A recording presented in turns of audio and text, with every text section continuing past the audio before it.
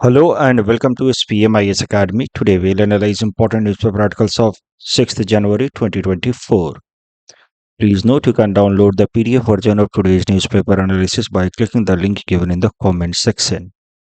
This is the list of the topics that we will be covering from today's newspaper.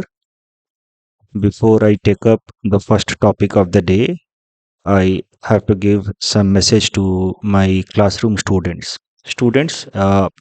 Today I am Satyajit Kumar recording the newspaper analysis for you. पिछले 4-5 दिनों से आपको पता है मृदुल sir record कर रहे थे because I was not keeping up well.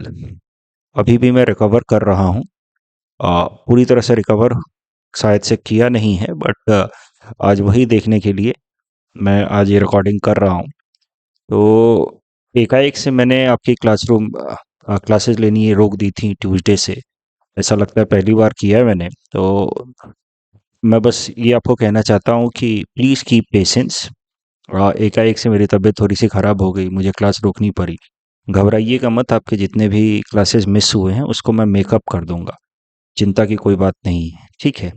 दूसरी बात, करंट अफेयर्स का सेशन जो प्रीलिम से पहले हम लोग रिवीजन करते हैं क्रैश कोर्स में करंट अफेयर्स, वो मैं 3 तारीख से करने वाला था. फिर मैंने उसको पोस्टपोन किया 7 तारीख, यानी कि कल से करने वाला था.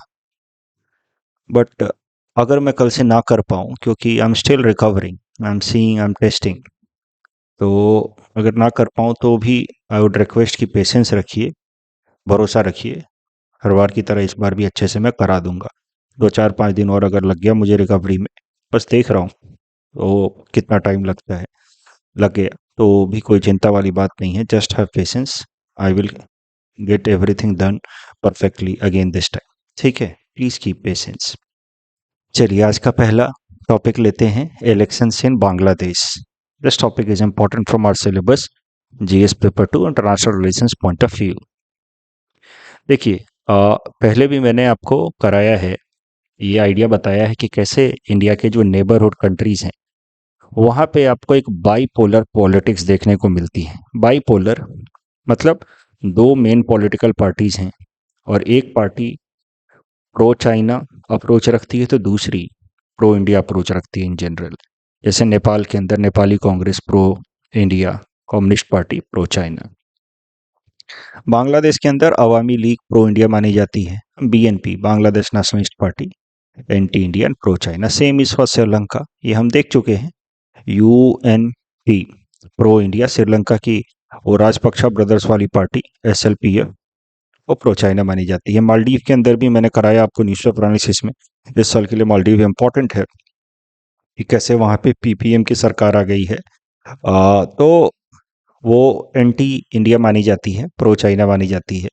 कैसे उन्होंने इंडिया के जो आर्म्ड फोर्सेस के कुछ कंटिजेंट थे उनको वहाँ से वापस से रिट्रीव करने को कहा इंडिया को, वो सब चीज़ें हमने देखी थी न्यूज़पेपर एनालिसिस में. Pakistan can be considered as an exception because Pakistan के अंदर all the political parties in general maintain anti India stand and all of them have shown pro China stand. एंड वो आप समझ सकते हैं म्यूचुअल फीलिंग्स हैं इंडिया के अंदर भी. No party can afford to show pro Pakistan stand. Same is in Pakistan because of the general population sentiment which is against each other. India के अंदर जनरल सेंटिमेंट है against Pakistan and likewise in Pakistan. तो in general Pakistan के अंदर इस मामले में एक कंसेंसस है एंड लाइकवाइज भारत के अंदर भी पाकिस्तान को लेकर के इन जनरल कंसेंसस है. No party can openly come and show willingness to have good ties with Pakistan. So today's topic is with respect to Bangladesh. You see, कल बांग्लादेश के अंदर इलेक्शंस होने वाले हैं, जनरल इलेक्शंस. जैसे हमारे यहाँ लोकसभा के इलेक्शंस हैं, उनके भी कल 7 जनवरी को जनरल इलेक्शंस हैं. अभी बांग्लादेश के अंदर है सरकार अवामी लीग की, लीडर हैं शेख हसीना, वहाँ की प्रधानमंत्री. अपोजिशन में है बांग्लादेश नेशनलिस्ट पार्टी, लीडर हैं खालिदा जिया. अभी शेख हसीना जी की जो सरकार है वो 2009 से पावर में है. उनका 3 टर्म कंप्लीट हो चुका है. She is going for her 4th term. Anti incumbency factor थोड़ा स्ट्रांग है. एंटी इनकम्बेंसी फैक्टर पॉलिटिक्स में क्या होता है कि जब भी कोई लीडर पावर में रहते हैं पार्टी पावर में रहती है तो धीरे धीरे लोग परेशान होने लगते हैं, दुखी होने लगते हैं, उनको लगता है दूसरा वाला होता तो शायद से ज्यादा अच्छा करता, क्योंकि किसी के लिए भी सबको खुश कर पाना तो संभव है नहीं. So that phenomena in politics is known as anti-incumbency factor. Sheikh Hasina is facing anti-incumbency factor. So that might go against her. But Sheikh Hasina, उनकी party Awami league is considered to be pro-India. तो इसी कारण से the upcoming election and its result is going to be important for India. Of course, India के लिए शेख हसीना की सरकार अच्छी रही है. तो शेख हसीना की जी की सरकार जब से 2009 से पावर में आई है, अवामी लीग जो उनकी पार्टी है उसने इंडिया के साथ काफ़ी अच्छे संबंध बनाए हैं. India and Bangladesh have since then emerged as one of the very close allies. अब ये इलेक्शन से क्या के ऊपर क्या क्या निर्भर करेगा वो जरा देखते हैं इंडिया के पर्सपेक्टिव से. सबसे पहले नेशनल सिक्योरिटी. जैसे ही बांग्लादेश का पोजीशन देखिए, नॉर्थ ईस्ट के कितने सारे स्टेट से वो बाउंड्री शेयर कर रहा है Bangladesh. So the insurgent groups that are active in northeastern states, they can find a safe haven in Bangladesh if a party comes into power in Bangladesh which is in general anti-India. तो BNP का power में आना यानी कि खालिदा जिया का जीतना, ये India के लिए सिक्योरिटी हेडेक हो सकता है. जैसे अल्फा अल्फा को अभी कोई सपोर्ट नहीं मिलता बांग्लादेश से, जो परेश बरुआ फैक्शन है, but it might start getting some support from Bangladesh if BNP comes to power. So security factor is there, especially for northeastern states. Economic price की अगर बात की जाए, यू सी बांग्लादेश ने ड्रामेटिकली ग्रो किया है since Sheikh Hasina coming to power in 2009. वैसे भी शेख हसीना डेमोक्रेटिक लीडर हैं, प्रोग्रेसिव लीडर हैं. Khaleda Zia radical Islamist ideology को फॉलो करने वाली लीडर हैं, उनकी पार्टी भी रेडिकल इस्लामिस्ट टेंडेंसीज को फॉलो करती है. तो नेचुरल सी बात है कि शेख हसीना के रेजीम में इकोनॉमिक डेवलपमेंट ज़्यादा अच्छा हुआ है. And Bangladesh has replaced Pakistan as second largest economy in South Asia. And Bangladesh has also developed strong economic ties with India. In fact, Bangladesh has become the biggest trading partner of India in South Asia. In fact Bangladesh सिर्फ India का ही नहीं, बांग्लादेश के trade China के साथ भी काफ़ी अच्छे हुए. तो ये एक पॉजिटिव फैक्टर है दोनों ही देशों के बीच में. रीजनल कनेक्टिविटी काफ़ी स्ट्रांग हो रही है. मल्टी मॉडल कनेक्टिविटी स्ट्रांग की जा रही है. रिवर रूट, सी रूट, रोड लाइन जैसे कि BBIN, Bharat Bangladesh India, Bhutan Bangladesh India Nepal, ये सब तो रीजनल कनेक्टिविटी स्ट्रांग हो रहा है. स्ट्रैटेजिक पार्टनरशिप की अगर बात की जाए, you see Bangladesh is very important as far as India strategic goal in South Asia. अगर साउथ एशिया के अंदर बात की जाए, साउथ एशिया के अंदर ये सारे देश आते हैं, अफगानिस्तान भी आता है. तो इनके अलावा तो साउथ एशिया के अंदर भारत का जो सबसे महत्वपूर्ण गोल है वो है पाकिस्तान को आइसोलेट करना. हम चाहते हैं कि पाकिस्तान पूरी तरह से कट जाए साउथ एशिया में, कोई उसके साथ कोऑपरेट ना करे. इसके लिए ज़रूरी है कि जो प्लेटफॉर्म है सार्क का, जिसमें पाकिस्तान भी है, उसको अबैंडन किया जाए और दूसरे प्लेटफॉर्म्स को रिवाइव किया जाए, ज़्यादा इंपॉर्टेंट बनाया जाए. इसीलिए in order to isolate Pakistan, India is continuously showing lesser interest in SAARC. SAARC summits हुए नहीं हैं 2014 से, especially because India has rejected after that Uri attack in India in 2016. Or India has been promoting alternative platform in South Asia where Pakistan is absent. For example, SASEC, BIMSTEC and all. तो strategic partnership में भी Bangladesh is going to be important, क्योंकि हमारा strategic गोल south Asia में है पाकिस्तान को isolate करना. पाकिस्तान को आइसोलेट करने के लिए साउथ एशिया में except Pakistan, we have to develop stronger ties with other countries. And there also Bangladesh becomes an important partner. So for that reason, India is definitely looking forward for Awami League to perform good in the upcoming elections and Sheikh Hasina to come into power for her 4th term. लेकिन एक interesting बात यह है कि apart from India, China is also looking forward, ऐसा इस report में कहा जा रहा है। अलग अलग इंटरनेशनल एक्सपर्ट्स कह रहे हैं कि this time China is also looking forward for Sheikh Hasina and her party Awami League to come to power. क्योंकि देखिए, चाइना की अगर बात की जाए तो चाइना का इंटरेस्ट कैसा होगा, अगर यहाँ पे बीएनपी यानी कि खालिदा जिया की सरकार आती है तो it will adopt anti India approach. ठीक है, इंसर्जेंसी प्रमोट होगा, सिक्योरिटी प्रॉब्लम्स होंगे इंडिया के लिए, that may be in interest of China. But at the same time Bangladesh जो इकोनॉमिकली ग्रो कर रहा था, जो चाइना के साथ अच्छा इकोनॉमिक रेसिप्रोकेशन बन रहा था, वो भी तो नुकसान होगा। तो no one wants a destabilised neighbourhood. तो चाइना की अगर बात की जाए तो एक फ़ायदा है उसका अवामी लीग के हारने से कि खालिदा जिया आएंगी तो भारत को तकलीफ होगी थोड़ी सी।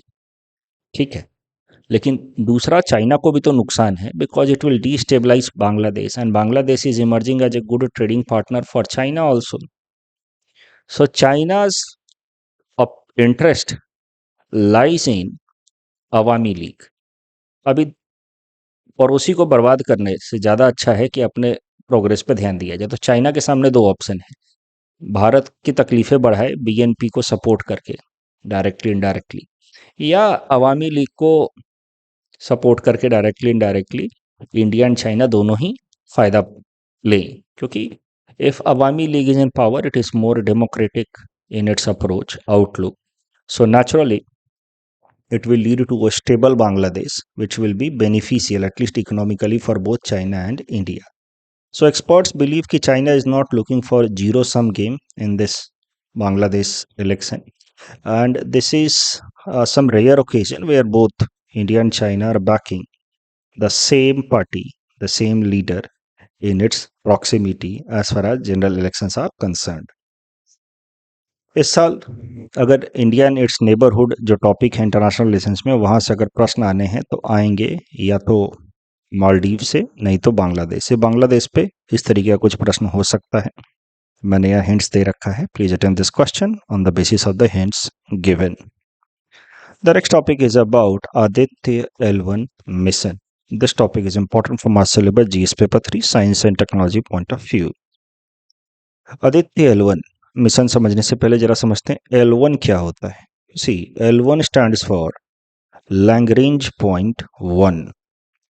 Lagrange point 1 is one of the 5 points around sun, जहाँ पे क्या होता है कि अगर किसी भी स्पेस क्राफ्ट को रख दिया जाए तो सन का gravitational force can nullify the gravitational force applied by the earth. ऐसे 5 पॉइंट हैं, L1, L2, L3, L4 and L5, जहाँ पे the gravitational force of the two bodies, sun and earth, can counteract or nullify each other। तो ऐसे जगहों पे अगर किसी स्पेस क्राफ्ट को रखा जाता है तो वहाँ पे फिर एनर्जी रिक्वायरमेंट कम होती है, उसको वहाँ पे मेंटेन करने में फ्यूल कंजम्पशन कम होता है to keep that spacecraft intact in that position. तो ये है L1। अब देखते हैं भारत का आदित्य L1 मिशन। इसरो का ये मिशन है आदित्य L1, जिसमें हम लोग एक, यानी कि हमारी स्पेस एजेंसी इसरो एक स्पेस प्रोब को यहाँ पुट करेगी लैग्रेंज पॉइंट 1 पे, जिसका काम होगा सन को ऑब्जर्व करना। तो Aditya L1 mission is basically sun observatory which will put in Lagrange point 1 and which will observe the sun surface and the coronal mass ejection coming from the solar surface. तो ये जो आदित्य L1 पॉइंट है it is about 1.5 million kilometers from the earth surface। This distance is somewhere close to 1.5 million kilometers। अभी Aditya L1 mission को launch कर दिया गया था 2 सितंबर को, अर्थ से इसको भेज दिया गया था 2 सितंबर 2023 को। ठीक है जी, ताज़ा न्यूज़ ये है कि अब ये बिल्कुल अपने फाइनल लेग में पहुंच चुका है, L1 के पॉइंट के पास पहुंच चुका आदित्य L1, और आज इसको इस ऑर्बिट में डाल दिया गया है। So after a journey of about 127 days, because it was launched on 2nd September 2023, so after 127 days, Aditya L1 has reached into its final orbit today's afternoon, and it will stay here in this. तो ऐसे ऐसे अर्थ घूमेगा around the सन, और साथ साथ ये भी घूमेगा ताकि अपने L1 पोजीशन को मेंटेन करे, and it will stay here for 5 years and will keep on observing sun, keep on sending important data back to the earth. इस टॉपिक के बेसिस पे ये प्रीलिम्स प्रैक्टिस क्वेश्चन हमने आपको दे रखा है। Please attend this question and you can submit the answer in the comment section. The next article is about self pollination by flowers. This topic is important from our syllabus GS paper 3 environment point of view. क्या होता है self pollination? देखिए, आप समझ ही लीजिए इस figure की मदद से। क्रॉस पॉलिनेशन मतलब एक फ्लावर का जो पॉलिन है, मेल रिप्रोडक्टिव पार्ट, वो दूसरे फ्लावर के फीमेल रिप्रोडक्टिव पार्ट तक पहुंच करके उसको अगर फर्टाइल करे तो इसको कहा जाएगा क्रॉस पॉलिनेशन। क्रॉस पॉलिनेशन के लिए पॉलिनेटर्स चाहिए होते हैं जो ऑर्गेनिक हो सकते हैं, जैसे कि हनी बी वगैरह, या कभी कभार विंड से भी, मैकेनिकल फैक्टर से भी क्रॉस पॉलिनेशन हो जाता है। तो transfer of this male reproductive part to the female reproductive part of the flowers for pollination, reproduction. It's cross pollination. But if in the same plant, sometimes what happens कि from the same plant the male reproductive part is transferred to its own flower, या तो flower के अंदर ही mail से female को, female organ पे reproductive part transfer हो जाते हैं एक ही फ्लावर के ऊपर, या एक ही प्लांट के अंदर भी एक फ्लावर से दूसरे फ्लावर में द सेम प्लांट अगर रिप्रोडक्टिव ऑर्गन ट्रांसफर होते हैं तो इसको कहा जाता है self pollination. It's a reproductive process in plants where pollen from the flowers male reproductive organ, which is known as anther. Anther is flower's male reproductive organ. Fertilizers flowers female reproductive organ known as stigma. So this is anther, this is stigma. अगर एक ही plant के अंदर हो तो इसको कहा जाएगा self pollination. Self pollination आजकल बढ़ रहा है फ्लावर्स के अंदर। उसके पीछे सीधा सीधा कारण है हनी बीज की पॉपुलेशन घट रही है because of anthropogenic factors, human factors, excessive human population, pollution and all leading to decline in honey bee population. तो पॉल्यूशन के कारण हनी बी की पॉपुलेशन घट रही है। हनी बी की पॉपुलेशन घट रही है तो प्लांट्स को तो सर्वाइव करना है, रिप्रोडक्शन करना है। So now they are self evolving and they are going for more and more self pollination because cross pollination is becoming difficult for them because honeybees population is declining because of increase in pollution. अभी ठीक है, self pollination हो रहा है which is sine of self evolution for the plants and the flowers. It is sign of self evolution, but at the same time it has some concerns also, some issues also. It will reduce genetic variability. देखिए, आपस में ही pollination करने से genetic variability कम हो जाएगी। Genetic component जो होंगे वो अभी इसी प्लांट का मेल ऑर्गन इसी प्लांट के फीमेल ऑर्गन को अगर फर्टाइल बनाएगा और उस वहाँ से रिप्रोडक्शन करेगा तो नेचुरल सी बात है कि जेनेटिक कंपोनेंट तो वही रह जाएगा जो पहले से था। And lesser genetic variability makes a plant और animal or humans more vulnerable to any microorganism attack. अगर आपके अंदर जेनेटिक वेरिएबिलिटी ज़्यादा है तो फिर आपके सर्वाइवल के चांसेस ज़्यादा अच्छे होते हैं against any foreign micro organism attack. So that is going to be a concern in future because genetic variability is declining because of self-pollination. And of course, it is an indicator कि जो pollinators हैं जैसे कि बीज वगैरह, उनकी population घट रही है, तो it is a clear cut indication that there is huge pollution and anthropogenic factors that are leading to decline of honey bees. तो यही चीज आपको लिखना है। Look, sometimes mains answer writing में mere points are not enough unless you substantiate it with some current examples. So if you are writing about pollution is increasing, which is leading to changes in the surrounding ecosystem. So you have to give some substantiating example also. So this could be a good example of how anthropogenic factor is impacting ecosystem around us. You can write that scientists have observed rapid evolution in flowering plants in Paris, France, where the plants are showing more and more sign of self-pollination. Self-pollination is happening because the population of pollinators like bees are declining, and they are declining because of high pollution. The next article is about Republic Day tableau. This topic is important from our syllabus GS paper 5 Assam issues point of view. देखिए, Republic day celebrations 26 जनवरी को होते हैं हमारे देश के अंदर on our Republic day. तो Republic day celebrations के दौरान हर एक स्टेट अपनी अपनी टैबलू, जिसको हिंदू में कहते हैं झांकी, वो निकालते हैं। परेड के दौरान स्टेट या यूनियन टेरिटरीज निकालते हैं। उन टैबलू या झांकी की मदद से वो अपने कल्चर को रिप्रेजेंट करने की कोशिश करते हैं। तो टैबलू अलग अलग स्टेट का और यूनियन टेरिटरी का, उसको सिलेक्ट करते हैं defence ministry, and tableau has to be decided and designed as per the guidelines released by defense ministry. तो इस साल भी टैबलू निकलेगा, झांकी निकलेगी।